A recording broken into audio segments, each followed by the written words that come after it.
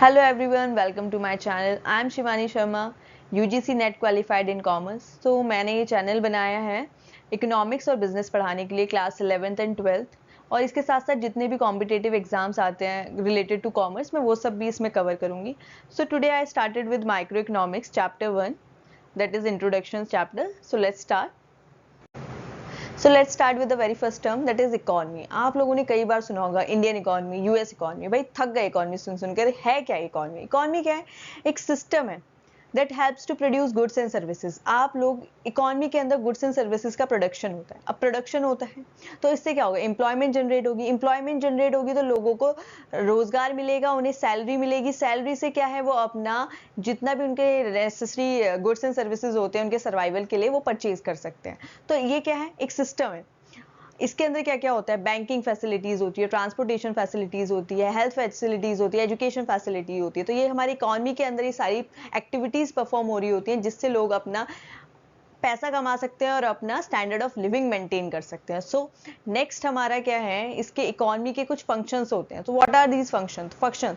सबसे पहला फंक्शन आता है इकोनॉमी का, दैट इज प्रोडक्शन। क्या होता है? फैक्ट्रीज में हमारे गुड्स एंड सर्विसेज प्रोड्यूस हो रहे होते हैं, ठीक है ना। क्या होता है? हमारे गुड्स एंड सर्विसेज बनाए जाते हैं लोगों के कंजम्पशन के लिए। अब क्या होता है, इन फैक्ट्रीज में ये सब बनेगा, एम्प्लॉयमेंट आएगी, ठीक है। सेकंड हमारा फिर आता है कंजम्पशन। अब गुड्स बन गए हैं तो ये अभी कंज्यूमर के पास जाएंगे, कंज्यूमर कंज्यूम करेगा, ठीक है।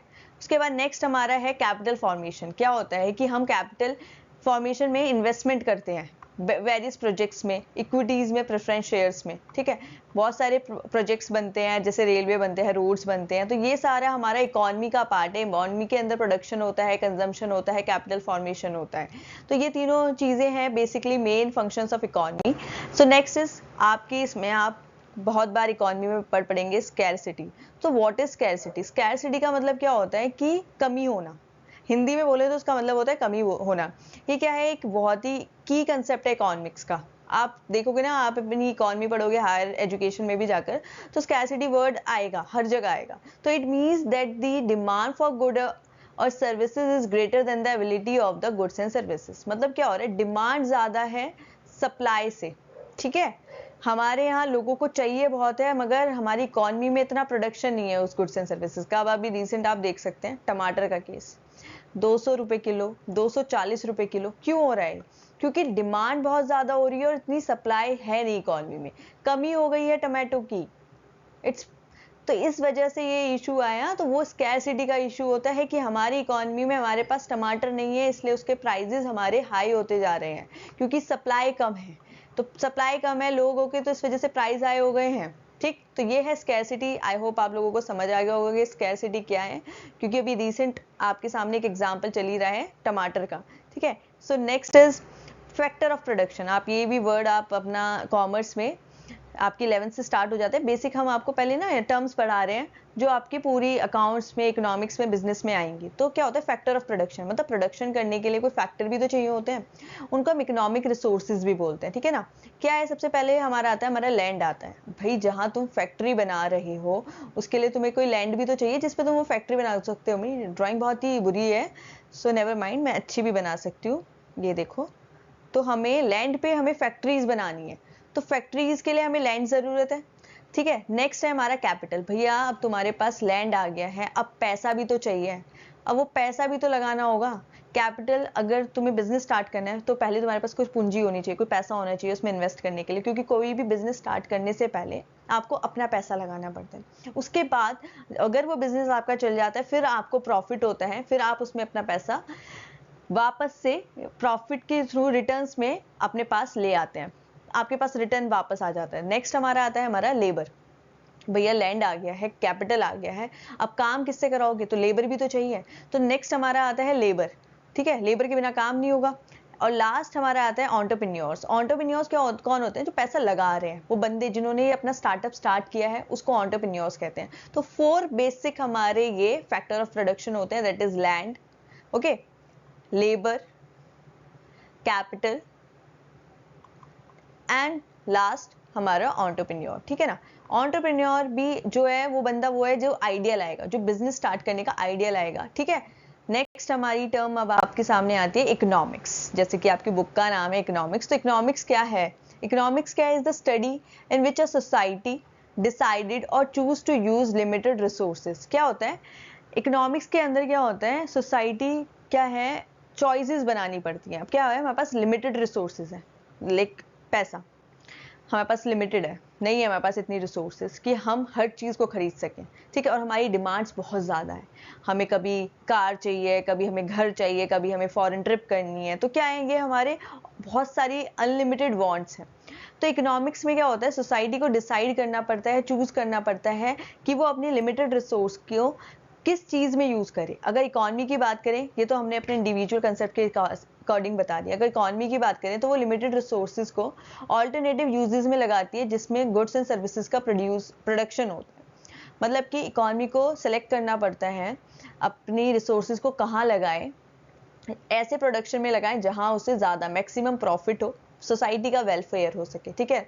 और फिर क्या होता है, अल्टीमेटली इसको ये जो प्रोड्यूस किया हुआ सामान है ये डिफरेंट सेक्शन ऑफ सोसाइटी में डिस्ट्रीब्यूट करना पड़ता है। अब सेक्शन ऑफ सोसाइटी क्या होता है, दो पार्ट होते हैं हमारे भैया, एक तो होते हैं गरीब लोग, पुअर लोग, भाई नहीं है उनके पास इतनी रिसोर्सेज की वो खरीद सके सामान, लग्जरी सामान खरीद सके। दूसरे हैं रिच लोग, ठीक है, ये लोग अफोर्ड कर सकते हैं लग्जरी सामान। तो बेसिकली इकोनॉमिक्स यही है कि आप लोगों को जो आपके पास रिसोर्सेज हैं उनको ऐसी जगह इन्वेस्ट करना है, ऐसी जगह लगाना है जिससे जो प्रोडक्शन हो वो मैक्सिमम लोगों को तक पहुंच सके, मैक्सिमम लोगों तक वो प्रोडक्शन, वो गुड्स एंड सर्विसेज अफोर्डेबल हो, ठीक है। अगर आपने सब कुछ रिच के अकॉर्डिंग बना दिया तो बेचारे पुअर लोग कहाँ जाएंगे, उनके पास नहीं है पैसा तो वो तो सर्वाइव नहीं कर पाएंगे। तो इकोनॉमिक का यही मेन मोटिव यही होता है कि वो एक कुछ ऐसा प्रोडक्शन करे जिसमें मैक्सिमम वेलफेयर हो सके सोसाइटी का, ठीक है। तो ये इकोनॉमिक्स है, इसमें यही आता है। नेक्स्ट हमारा है अब इकोनॉमिक प्रॉब्लम क्या है, जो मैंने आपको पीछे बताया ना, इकोनॉमिक प्रॉब्लम भी वही है। इकोनॉमिक प्रॉब्लम क्या है, is the problem of choosing from among different options that are arises because of three major reasons, ठीक है ना। ये प्रॉब्लम ना बेसिकली थ्री मेजर रीजंस है जिनकी वजह से होती है। पहला हमारा क्या है, लिमिटेड रिसोर्सेज, हमारे पास पैसे की कमी है, हमारे पास नहीं है इतना पैसा, हमारे पास लिमिटेड रिसोर्सेज है। और हमारी वांट्स क्या है, अनलिमिटेड है, हमें बाइक चाहिए, हमें घर चाहिए, हमें फॉरेन ट्रिप चाहिए, हमें सब कुछ चाहिए। और क्या है, हमारे पास ऑल्टरनेटिव यूजेस हैं इस लिमिटेड रिसोर्स के। अब हम इस रिसोर्स को बहुत जगह लगा सकते हैं, हमें चूज करना पड़ता है कि कौन सा बेस्ट ऑप्शन है जिसमें हम अपना ये पैसा इन्वेस्ट करें। तो वेरी फर्स्ट हमारा है स्कैरसिटी ऑफ रिसोर्स। मैंने आपको बताया था स्कैरसिटी पीछे कि हमारे पास कमी है रिसोर्सेज की। अब मैं एग्जांपल ले लूँ, ठीक है, आप ले लो एग्जांपल किसी फार्मर का, हम एक फार्मर का एग्जांपल लेते हैं। अब उस बेचारे के पास सिर्फ 10,000 रुपये हैं, ठीक है, 10,000 उसके पास मनी है, तो ये उसकी लिमिटेड हमारी क्या हो गई, रिसोर्स हो गई, ठीक। नेक्स्ट है अनलिमिटेड वांट्स। अब इसको क्या करना है, इसको वीट ले ले या तो ये, ठीक है, या फिर ये हमारा राइस ले ले, मतलब बेसिकली अपने घर का राशन ले ले, या फिर स्कूल फीस पे कर दे अपने बच्चे की, ठीक है, या फिर ये वेकेशन पे चला जाए, कहीं घूमने जाएगा ये। तो आप बताओ कि इसमें से बेस्ट चीज वो क्या सिलेक्ट करेगा जहां पे ये अपना पैसा इन्वेस्ट करे।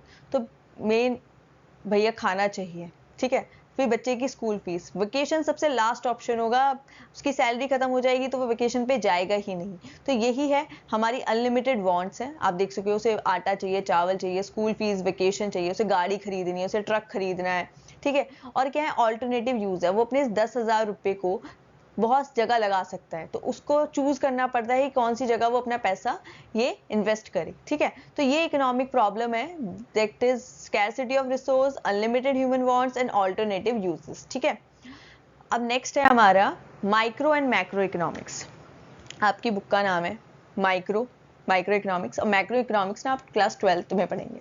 तो आप देख सकते हैं मैंने आपको बनाया हुआ ये पिक्चर, माइक्रो इकोनॉमिक्स है ये हमने माइक्रो इकोनॉमिक्स के लिए डिफाइन करने के लिए लगाया, और ये है मैक्रो इकोनॉमिक्स। तो आप इस चीज से समझ पा रहे होंगे कि माइक्रो हम एक इंडिविजुअल यूनिट की बात कर रहे हैं, ठीक है ना, यहाँ पर हम एक इंडिविजुअल यूनिट की बात कर रहे हैं, और मैक्रो में हम होल पूरी सोसाइटी की बात करेंगे, पूरी इकोनॉमी की बात करेंगे। यहाँ पर हम किसी एक इंडिविजुअल यूनिट को लेकर चलेंगे, यहाँ पर हम इकोनॉमी एज अ होल पढ़ेंगे। तो अब मैं आपको आगे बताती हूँ एकदम एलैबोरेट करके कि है क्या। तो माइक्रो इकोनॉमिक्स क्या है? Micro economics is the study of individual unit of an economy. हम एक इकोनॉमी की इंडिविजुअल यूनिट को पढ़ते हैं। It means the study of the behaviour and choice made by individual business and consumers with the changes in the different aspects of goods and services in an economy. क्या कह रहे हैं कि इसके अंदर हम ना इंडिविजुअल बिजनेस को लेके चलते हैं, ठीक है ना, एक ही बिजनेस को लेके चल रहे हैं। हमारी अब आप ले लो कि किसी का शूज का बिजनेस है, ठीक है, तो हम ना सिर्फ एक शू बिजनेस को लेके चलेंगे। ये नहीं कि हमारे यहाँ तो बहुत सारा प्रोडक्शन होता है, बहुत सारा बिजनेस होता है, मगर हम यहाँ एक इंडिविजुअल यूनिट को लेके चलेंगे। ऐसे ही हम एक इंडिविजुअल कंज्यूमर का पॉइंट ऑफ व्यू यहाँ पे पढ़ेंगे। तो हम देखेंगे कि कैसे उसका बिहेवियर चेंज होता है जब गुड्स एंड सर्विस इकोनॉमी में चेंज होते हैं। तो इसके अंदर ना आपके चैप्टर्स हैं जिसमें आपका कंज्यूमर बिहेवियर आएगा, ठीक है। तो कंज्यूमर बिहेवियर के अंदर आप देखेंगे कि कैसे कंज्यूमर अपनी डिमांड को चेंज करता है, ठीक है, कैसे उसकी डिमांड अफेक्ट होती है प्राइजेस के चेंज होने से। तो इसके अंदर आप पढ़ेंगे, ठीक है। तो ये हम यहाँ पे इंडिविजुअल यूनिट की बात करेंगे। मेजर कंपोनेंट्स क्या है माइक्रो इकोनॉमिक्स के? कंज्यूमर बिहेवियर, मैंने आपको बताया, मार्केट सप्लाई कि मार्केट सप्लाई कैसी है, ठीक है, और मार्केट डिमांड कैसी है, इंडिविजुअल के प्रेफरेंसेस क्या है, ड्राइविंग प्रोड्यूसर क्या है, मार्केट स्पेसिफिक लेबर मार्केट कैसी है, कि क्या करता है, it helps in determining how one can achieve equilibrium at small scale. आपने इसके अंदर इक्विलिब्रियम पढ़ेंगे, अभी आपको आगे पता चलेगा यहाँ एक इक्विलिब्रियम पॉइंट होता है, हम उसके बारे में पढ़ेंगे, ठीक, स्मॉल स्केल पर। तो ये सारा पार्ट आएगा आपका माइक्रो इकोनॉमिक्स में, जिसमें हम एक इंडिविजुअल यूनिट के बारे में बात करेंगे, इंडिविजुअल प्रोड्यूसर की बात करेंगे, इंडिविजुअल कंज्यूमर की बात करेंगे, कैसे उसका बिहेवियर चेंज होता है जब इकोनॉमी में गुड्स एंड सर्विसेज की सप्लाई या उसके प्राइजेस में चेंज आता है, ठीक है। तो नेक्स्ट है हमारा मैक्रो इकोनॉमिक्स। तो मैक्रो इकोनॉमिक्स आपकी क्लास 12th में आएगी। तो इसके अंदर क्या होता है, मैंने आपको बताया ये क्या है, is the study of economy as a whole. अब हम यहाँ होल की बात करें। अभी मैंने पीछे आपको बताया कि हमने खाली एक शू मेकर की बात करी, ठीक है, शू बिजनेस वाले की बात करी, मगर हम अब जब इकोनॉमी एज अ होल पढ़ रहे हैं तो जितने भी बिजनेस है इकोनॉमी में हम उन सब की बात करेंगे, ठीक है ना। टोटल बिजनेस जितने भी इकोनॉमी में, उन सब का पॉइंट ऑफ व्यू पढ़ेंगे, उन सब की मार्केट डिमांड, उन सब की मार्केट सप्लाई देखेंगे, ठीक है। It means we study the behavior and choice made by whole economy with the changes in different aspects of goods and services in an economy. तो हम यहाँ whole economy देखेंगे, जितने भी कंज्यूमर है हर गुड्स एंड सर्विसेज के, उन सब का बिहेवियर कैसे चेंज होता है जब डिमांड चेंज होती है, कम या ज्यादा हो रही है, या फिर सप्लाई चेंज हो रही है, ज्यादा हो रही है, प्राइजेस में चेंज आ रहे हैं। तो ये सारे प्रोस्पेक्टिव हम चेक करेंगे as a whole economy, not a individual unit, ठीक है। तो मेजर कंपोनेंट क्या है हमारा, इसमें आता है अनएम्प्लॉयमेंट। अब देखो अनएम्प्लॉयमेंट एक इंडिविजुअल का पॉइंट ऑफ व्यू नहीं है, ये एज अ होल है। अनएम्प्लॉयमेंट एक बंदा बेरोजगार से नहीं है, अनएम्प्लॉयमेंट में मतलब पूरी सोसाइटी में कितनी अनएम्प्लॉयमेंट है उसकी बात करेंगे। इन्फ्लेशन, आपने पढ़ा होगा इन्फ्लेशन वर्ड कई बार। इन्फ्लेशन का मतलब क्या होता है, प्राइस लेवल हाई हो जाता है, ठीक है ना, उसको इसमें इन्फ्लेशन बोला जाता है। नेशनल आउटपुट, अब हम यहाँ पर एक इंडिविजुअल बंदे की जो इनकम है उसकी बात नहीं कर रहे हैं, यहाँ पे हम पूरे नेशन की कितनी नेशनल आउटपुट आता है उसकी बात करेंगे। आप पढ़ोगे उसमें ग्रॉस नेशनल इनकम, ठीक है। तो ये सारा आपका 12th का पार्ट है। ये हेल्प करता है इक्विलिब्रियम फाइंड आउट करने में, income and employment level of the country, कि कौन सा इनकम एंड एम्प्लॉयमेंट लेवल हो, उस पे इक्विलिब्रियम जो आता है वो ये बताता है। उसमें हम इंडिविजुअल स्मॉल स्केल पे बात करते हैं, यहाँ पे हम as a economy as a whole बात करते हैं, ठीक है। सो नेक्स्ट हमारा क्या है, लेट्स स्टार्ट। नेक्स्ट है ये डिफरेंस, बहुत आता है, ठीक है। तो आपका फर्स्ट चैप्टर में बेसिकली क्या है, इंट्रोडक्शन है, इसमें आपको इकोनॉमी के बारे में बताया जाएगा, इकोनॉमिक प्रॉब्लम जो है हमारी सोसाइटी को उसके बारे में बताया जाएगा, और माइक्रो मैक्रो के बारे में बताया जाएगा। प्लस ना जब आपके क्वेश्चंस आते हैं तो माइक्रो मैक्रो का एक डिफरेंस आ जाता है 4 मार्क्स का। आपके यूनिट टेस्ट में पहले चैप्टर ये आएगा ही, तो उसमें आएगा। तो माइक्रो इकोनॉमिक्स क्या करता है, इंडिविजुअल इनकम की बात करता है, और मैक्रो क्या करता है, नेशनल इनकम की बात करता है। ये एनालाइज करता है demand and supply of labour, ठीक है। और ये क्या करता है, total employment in the economy, पूरी एम्प्लॉयमेंट जो हो रही है इकोनॉमी में उसकी बात करता है। यहाँ पे खाली लेबर की डिमांड एंड सप्लाई एनालाइज की जाती है। Deals with house hold and firm decisions, क्या होता है कि यहाँ हाउस होल्ड वर्ड आपने पहली बार सुना होगा। हाउस होल्ड क्या है, हाउस होल्ड का मतलब यहाँ पर ना कंज्यूमर है, ठीक है, हम लोग हैं हाउस होल्ड, अल्टीमेट कंज्यूमर है यहाँ पे, उसको हाउस होल्ड बोला जाता है, ठीक। और जो फर्म के डिसीजंस है, फर्म से होती है ना, छोटी बिजनेस स्टार्ट कर देते हैं वो लोग, ठीक है। और यहाँ पे डील करता है विद द एग्रीगेट डिसीजन, भैया यहाँ पे पूरी इकोनॉमी में जितने भी कंज्यूमर्स हैं, जितना भी बिजनेस है, उन सबके को लेके डिसीजन की बात होती है। ये स्टडी करता है इंडिविजुअल प्राइजेस को, कि भैया टमाटर के प्राइस, ठीक है, टोमेटो प्राइसेस कितने हो गए हैं, खाली एक गुड्स की बात हो रही है। यहाँ पर होता है ओवरऑल प्राइस लेवल, मैंने बताया था ना इन्फ्लेशन की बात होती है कि प्राइस लेवल क्या चल रहा है इकोनॉमी का, ठीक है ना। यहाँ पे ये होता है, यहाँ पे एनालाइज करते हैं demand and supply of goods, यहाँ हम एक गुड्स की डिमांड एंड सप्लाई अपना निकालते हैं, मगर यहाँ पर होता है एग्रीगेट निकलता है डिमांड एंड सप्लाई का, ठीक है। मैं आपको जरा वीडियो हटाकर दिखा देती हूँ, ये मेरी वीडियो आ रही है बीच में, वेट। हाँ, तो आप देख सकते हैं यहाँ पे आता है एनालाइज करते हैं हम एग्रीगेट डिमांड को, एग्रीगेट सप्लाई को, हम एज ए इकोनॉमी पूरी इकोनॉमी की डिमांड एंड सप्लाई क्या है उससे एनालाइज करके उससे हम इक्विलिब्रियम पॉइंट फाइंड आउट करते हैं, ठीक है। So let's move to next topic. Next है हमारा टाइप्स ऑफ इकोनॉमिक्स। तो दो तरीके के टाइप्स है, एक है पॉजिटिव, एक है नॉर्मेटिव। पॉजिटिव क्या है, is the study of the facts of life. हम ना यहाँ पे लाइफ के जो रियल लाइफ फैक्ट्स है उनके ऊपर बात करते हैं। It deals with the real life economic problem as they are and how these problems are solved. जो ऐसी प्रॉब्लम है हम उनके एग्जैक्ट उनके बारे में बात करते हैं कि इकोनॉमी में प्राइस लेवल हाई हो रहा है, तो हम जो नॉर्मल जो रियल लाइफ सिचुएशन है उसकी बात करते हैं। नॉर्मेटिव क्या है, deals with finding out solution to the economic problem. जो इकोनॉमिक प्रॉब्लम है, स्कैरसिटी है, अनलिमिटेड वांट्स है, ऑल्टरनेटिव यूज है, इन सारी प्रॉब्लम्स को सॉल्व करने की बात करते हैं। बेसिकली ना इसमें प्रेडिक्शंस होती हैं और इसमें रियल लाइफ हम जो रियल रियलिटी में चल रहा है उसके पे ऊपर टॉपिक पे बात करते हैं। तो हमारा इसमें आपको एक डिफरेंस दिया हुआ है, इससे आपको बिल्कुल अच्छे से क्लियर हो जाएगा कि इन दोनों में बात क्या होती है। ये क्या करता है, मीनिंग की बात करें, deals with as they are, ठीक है ना, थिंग्स एज दे आर, मतलब जैसी चीजें हैं ये वैसी चीज बताता है। और ये कहता है, ये बताता है एज दे शुड बी, जैसी वो होनी चाहिए या हो सकती है, इसके बारे में नॉर्मेटिव बात करता है।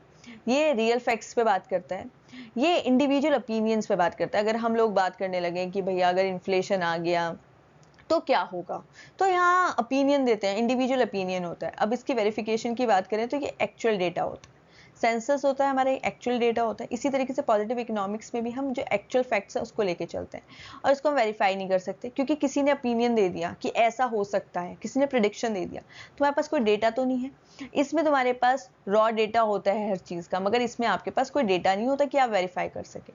ये क्या है, प्योर है, न्यूट्रल है, ठीक है। इसमें क्या है, सजेस्टिव है, ऑप्टिमम इन नेचर, ठीक है। ऑप्टिमम का मतलब, ऑप्टिमम वर्ड भी आप एक लिख लीजिए, आगे आपको ऑप्टिमम वर्ड भी सुनने को मिलेगा। ऑप्टिमम का मतलब होता है बेस्ट, ठीक है ना, इसका मतलब होता है बेस्ट। तो ये क्या है, एक सजेस्टिव है, पर अगर वो प्योर है, उसमें जो भी है सच्चाई है पूरी तरीके से। It aims to make real description of economic activity, ये रियल डिस्क्रिप्शन बताता है, ठीक है। इसमें क्या कहता है, डिटरमाइन द आइडियल्स, कि ऐसा ये ऐसा होना तो ये बेस्ट इकोनॉमी होगी, इसमें ये वाला चीज है। इसमें ना रियलिटी नहीं है, इसमें हम अपने आइडियल सेट करते हैं, जैसे हमारा ideal teacher. It does not give the any value judgement, इसमें ना आपको कोई वैल्यू जजमेंट नहीं देना पड़ता, इसमें जो फैक्ट्स हैं वो जैसे हैं वैसा ही रिजल्ट आता है। मगर इसमें हम नॉर्मेटिव में क्या करते हैं, वैल्यू जजमेंट करते हैं, हमें जजमेंट देनी पड़ती है किसी चीज पे। कोई जैसे किसी में आपने देखा होगा डिस्कशन हो रहा होता है तो लोग अपनी ओपिनियंस देते हैं, वो सब पार्ट आता है, ठीक है। आई होप आप लोगों को ये क्लियर हो गया होगा। सो नेक्स्ट है हमारा central problem of an economy. 3 central problem होती है इकोनॉमी की, ठीक है। मेन है, सबसे पहला आता है व्हाट टू प्रोड्यूस, भाई ऐसा क्या बनाए, हाउ टू प्रोड्यूस, कैसे बनाए, फॉर हुम टू प्रोड्यूस, किसके लिए बनाए, व्हाट टू प्रोड्यूस। अब क्या होता है, गुड्स, आप गुड्स प्रोड्यूस होते हैं इकोनॉमी में, दो तरीके के गुड्स होते हैं। एक होता है हमारे कंज्यूमर गुड्स, जो कि अल्टीमेट कंज्यूमर कंज्यूम करेगा। एक हमारे होते हैं मैन्युफैक्चरिंग गुड्स, ठीक है। अब ये हमारा मैन्युफैक्चरिंग गुड्स, आपको पता चल रहा होगा मैन्युफैक्चरिंग से ही कि ये फैक्ट्री में यूज होंगे, ठीक है। ये तो अल्टीमेट कंज्यूमर के पास पहुंच जाएंगे, ठीक है। हमारे पास आए, किसी ने कोलगेट खरीदा, टूथपेस्ट खरीदा, अल्टीमेट कंज्यूमर लिया, ब्रश किया, काम खत्म। एक तो ऐसे, एक होता है मैन्युफैक्चरिंग गुड्स। मैन्युफैक्चरिंग गुड्स का मतलब क्या होता है, जिसमें फर्दर हमारा प्रोडक्शन होना रहता है, ठीक है। किसी कंपनी ने कोई टायर खरीदा, मतलब किसी कार कंपनी ने टायर खरीदा, तो उसने टायर किस लिए खरीदा, उस कार में लगाने के लिए उसने वो टायर खरीदा है, ठीक है। तो उस टायर के ऊपर फर्दर प्रोडक्शन करेगा, तो वो होते हैं हमारे मैन्युफैक्चरिंग गुड्स, ठीक है। तो इकोनॉमी को डिसाइड करना पड़ता है कि वो कौन सा गुड बनाए, कंज्यूमर गुड बनाए, मतलब कि हम हाउस होल्ड्स के लिए बनाए, या फिर फैक्ट्रीज के लिए बनाए, मैन्युफैक्चरिंग यूनिट्स के लिए बनाए, जो कि उस पर फर्दर प्रोडक्शन करे। अब आता है हाउ टू प्रोड्यूस, कैसे बनाए। इसके भी दो होते हैं हमारा, एक हमारा होता है लेबर इंटेंसिव, ठीक है। लेबर से आप समझ रहे होंगे कि इसमें हैंड वर्क ज्यादा होता है, मैन फोर्स का यूज होता है। दूसरा होता है हमारा कैपिटल फॉर्मेशन, या फिर sorry capital intensive. Capital intensive मतलब हम यहाँ टेक्नोलॉजी का यूज करते हैं, मशीन्स का यूज करते हैं, ठीक है। तो अब ये होता है अगर आप पूरा कैपिटल इंटेंसिव यूज करने लगेंगे तो अनएम्प्लॉयमेंट हो जाएगा। ये जो लेबर है, ये मैन फोर्स है, ये कहाँ से काम करेगी, कहाँ से सैलरी आएगी उनके पास और कैसे वो पैसा कमाएगी। तो हम ऐसा प्रोडक्शन करते हैं, ऐसी चीज चूज करते हैं जिसमें कि वेलफेयर और सोसाइटी का मैक्सिमम, ठीक है। अगर आपने पूरा लेबर यूज कर लिया तो क्या होता है, आप आउटडेटेड हो जाएंगे। आपने देखा ना आजकल टेक्नोलॉजी कितनी चली गई है, चलने लगी है, प्रोडक्शन ऐसे हो जाते हैं मशीन से। तो आपको सेलेक्ट करना पड़ता है कि किस चीज से अपना प्रोडक्शन करें, फॉर हुम टू प्रोड्यूस, अब किसके लिए बनाएं। अब मैंने बताया था 2 सेक्शंस में हमारी सोसाइटी डिवाइडेड है, एक है हमारे पुअर, एक है हमारे रिच, ठीक है। तो ऐसा प्रोडक्शन करें कि वो पुअर भी उसके लिए अफोर्डेबल हो और रिच के लिए वो इतना लग्जीरियस भी हो। क्योंकि रिच लोग, अगर आप लोगों ने देखा होगा कि वो पुअर लोगों के लिए जो नॉर्मल गुड्स होते हैं ना, उनको पसंद नहीं करते, उनको ना कुछ लग्जीरियस चाहिए होता है, उनको लग्जरी बहुत पसंद है, ठीक है। मगर इनके लिए तो नॉर्मल गुड्स चाहिए, तो ऐसे गुड्स बनाने पड़ते हैं कि ज़्यादा से ज़्यादा लोग उसको खरीद सकें, ठीक है। ये ना हो खाली अमीर लोग ही खरीद पा रहे हैं, पुअर लोग नहीं खरीद पा रहे हैं। तो ऐसा प्रोडक्शन करें कि दोनों सेक्शन ऑफ सोसाइटी सेटिस्फाई रहे। तो ये ही हमारी मेन सेंट्रल प्रॉब्लम है इकोनॉमी की, कि क्या बनाएं, कैसे बनाएं, किसके लिए बनाएं। तो अब ये मैंने थोड़ा इलेबोरेट करके लिखा हुआ है कि व्हाट टू प्रोड्यूस। क्या होता है, हमारे पास लिमिटेड रिसोर्सेज हैं। Economy can not produce all the goods and services, it has to choose among different goods and services. उसको डिफरेंट गुड्स एंड सर्विसेज में चूज करना पड़ता है। It includes selecting the goods and services to produce and the number of units और quantity of each commodity to be produced. क्या होता है कि क्या प्रोड्यूस करे और कितनी क्वांटिटी और कितने यूनिट्स में प्रोड्यूस करे। लिमिटेड रिसोर्सेज है तो चूज करना पड़ेगा कि क्या प्रोड्यूस करें। अब आप देख सकते हैं, मैंने कहा शॉपिंग रिलेटेड कंज्यूमर प्रोडक्ट्स बना लिए हैं, या फिर प्रोजेक्ट्स होते हैं, रोड, बिल्डिंग, रेलवेज। तो ये सब हमारा कि अब इनमें चूज करना पड़ता है कि कैसे में कौन सा गुड प्रोड्यूस करें, कितनी क्वांटिटी में प्रोड्यूस करें। हाउ टू प्रोड्यूस मैंने बताया था, इसमें आता है टेक्निक ऑफ प्रोडक्शन, ठीक है। अमंग डिफरेंट टेक्निक्स हमारी आती है, बेसिकली 2 ही है, मैंने आपको बताया था, labour intensive and capital intensive. तो फॉर्मर के मतलब इसमें क्या होता है, कैपिटल इंटेंसिव में ज्यादा कैपिटल का यूज होता है, मशीन्स का यूज होता है, और लेबर इंटेंसिव में ज्यादा हम मैन फोर्स, लेबर का यूज करते हैं। तो चूज करना पड़ता है कि दोनों में से कौन सा हम टेक्निक को यूज करके प्रोडक्शन करें। हमारा नेक्स्ट है for whom to produce, it deciding who should get how much of goods and services, किसको कितना मिले, how much production should be done for poor and how much for the rich, कि अमीर लोगों को कितना मिले और हमारा पुअर लोगों को कितना मिले, इसके लिए भी डिसाइड करना पड़ता है। सेक्शन ऑफ सोसाइटी डिवाइडेड है पुअर एंड रिच के, तो हमें देखना पड़ता है कि गुड्स एंड सर्विसेज किसको कितना मिल सके। ऐसा ना हो कि खाली अमीर अमीर के लिए बन रहा है, आपने इतना महंगा बना दिया है गुड्स एंड सर्विसेज की गरीब लोग अफोर्ड ही नहीं कर पा रहे हैं। तो इसको चीज को ध्यान में रखते हुए प्रोडक्शन करना पड़ता है। तो यही बेसिकली हमारी 3 सेंट्रल प्रॉब्लम्स है जिसमें इकोनॉमी को डील करना पड़ता है। हाँ, तो this is the last topic of today's video. This is opportunity cost. आप लोग ना ये अपॉर्चुनिटी कॉस्ट भी काफ़ी बार सुनेंगे, अब अपना अकाउंट्स में भी आएगा, आपका बिजनेस में भी आएगा और इकोनॉमिक्स में भी आएगा। तो ये क्या होता है, आपके पास ना 2 ऑप्शंस होते हैं। आप एज अ स्टूडेंट आपके पास 2 ऑप्शन है, या तो आप स्टडी कर लो, ठीक है ना, कल आपके एग्जाम है, या तो आज आप पढ़ लो रात में, या फिर आप सो जाओ, ठीक है। तो आपके पास 2 ऑल्टरनेटिव हैं, इसमें से आपको बेस्ट ऑल्टरनेटिव चूज करना है कि आप क्या चीज करना चाहते हो, ठीक है। अगर आपने स्टडी को चूज किया ओवर स्लीप, तो आपने ये ऑप्शन छोड़ दिया, और अगर आप पढ़ते हो तो आप इसको छोड़ोगे। तो जो इसको चीज को हम छोड़ देते हैं तो वो क्या होता है, best next alternative for gone. जो आपने बेस्ट ऑल्टरनेटिव छोड़ दिया एक इस ऑप्शन को सेलेक्ट करने के लिए, उसको बोलते हैं अपॉर्चुनिटी कॉस्ट। अब मैं एक दूसरा एग्जांपल लेती हूँ। ये एक हमारा कॉलेज का स्टूडेंट है और इनके प्रोफेसर हैं। इनको बोला गया है इस बंदे को कि अगर आप कॉलेज अटेंड नहीं करेंगे, अगर आप कॉलेज अटेंड नहीं करेंगे तो आपको $20,000 मिलेंगे, ठीक है, या 20,000 रुपीज मिलेंगे, ठीक है। तो अगर आप आते हैं कॉलेज तो आपको कुछ नहीं मिलेगा, आपको सिर्फ अटेंडेंस मिलेगी, आपको नॉलेज मिलेगी। तो इसके पास 2 ऑल्टरनेटिव है, या तो वो कॉलेज जाए, नॉलेज गेन करे, अटेंडेंस ले अपना, या फिर वो कॉलेज ना जाए, 20,000 रुपीज ले। तो अगर उसने कॉलेज को चूज किया तो इसने इसको फॉरगॉन कर दिया। तो ये क्या है, best alternative, next best alternative foregone. कि इसके अलावा अगर उसको ये नहीं होता ना कि उसको नई नॉलेज करनी, तो क्या चूज करता, वो इसको चूज करता, ठीक है। तो ये नेक्स्ट बेस्ट ऑल्टरनेटिव था जो ये चूज कर सकता था। तो ये क्या है, potential benefit that is given up when one alternative is selected over the another। क्या होता है, ये एक पोटेंशियल बेनिफिट है जो कि हम अचीव करते हैं, गेन करते हैं अगर हम एक ऑल्टरनेटिव को फॉरगोन कर देते हैं ओवर द अदर, ठीक है। तो ये होता है हमारा अपॉर्चुनिटी कॉस्ट, ठीक है। That's all for today. I think आप लोगों को ये पसंद आया होगा, I hope so. So thank you. Please subscribe my channel, like my channel and share to your friends. Thank you so much.